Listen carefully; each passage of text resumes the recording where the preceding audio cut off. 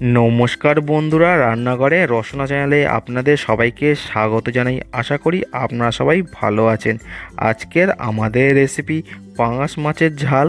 অসাধারণ স্বাদের পাঙাশ মাছের ঝাল তৈরি করার জন্য আমি একটা বড় সাইজের পাঙাশ মাছ নিয়েছি।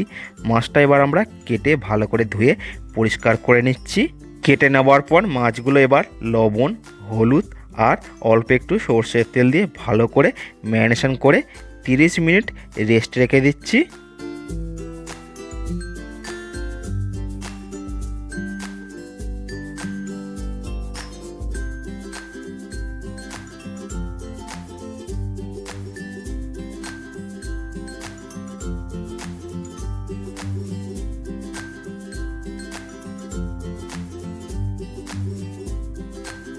মাছ ম্যারিনেশন করা কমপ্লিট হয়ে গেলে আমি একটা মশলার পেস্ট তৈরি করে নিচ্ছি। তাই জন্য দুটো বড় সাইজের পেঁয়াজ কেটে আমরা মিক্সারে দিচ্ছি। তারপরে আমরা দেবো দুটো মিডিয়াম সাইজের টমেটো। টমেটো দেওয়ার পর আমি এখানে দিচ্ছি কিছু কাঁচা পাকা লঙ্কা আর আদা। তারপরে সমস্ত কিছু ভালো করে পেস্ট তৈরি করে নিচ্ছি। পেস্ট তৈরি করা আমাদের কমপ্লিট। এবার আমরা একটা বাটির মধ্যে ঢেলে নিচ্ছি।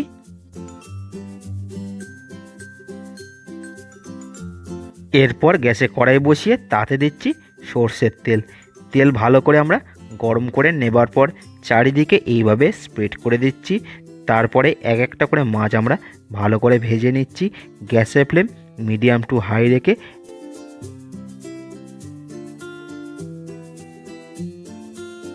এক সাইড ভাজা হয়ে গেল, অপোজিট সাইড উল্টে দিচ্ছি।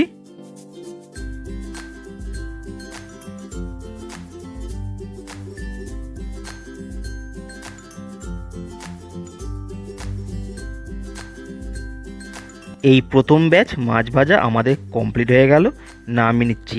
ঠিক একইভাবে সমস্ত মাছগুলো আমরা ভেজে নিচ্ছি।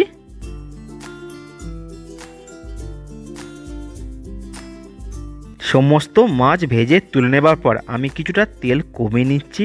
তেল কমিয়ে নেবার পর এই তেলের মধ্যে আমার ফোড়ন হিসাবে ব্যবহার করছি শুকনো লঙ্কা আর গোটা জিরে। তারপরে 30 সেকেন্ড একটু নাড়াচাড়া করে নেবার পর এর মধ্যে দিচ্ছি 1 চামচ রসুন বাটা।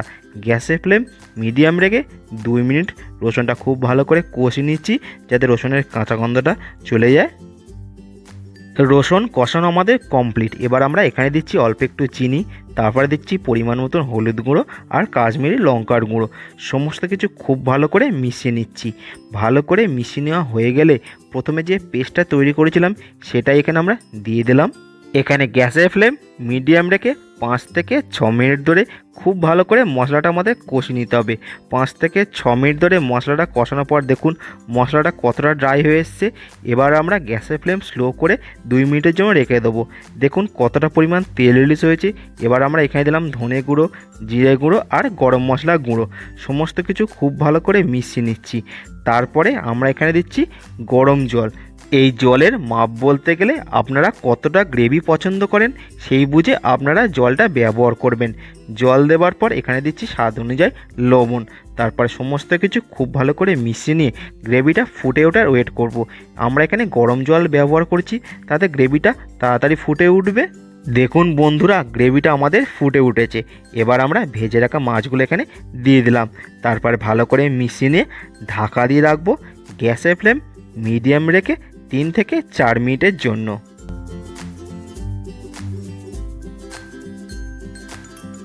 4 মিনিট পর ফিরে এলাম। দেখুন আমাদের তরকারির কালারটা কতটা সুন্দর দেখতে হয়েছে। পাঙাশ মাছের ঝাল রেসিপি আমাদের কমপ্লিট। চলুন এবার নামিয়ে সার্ভ করি।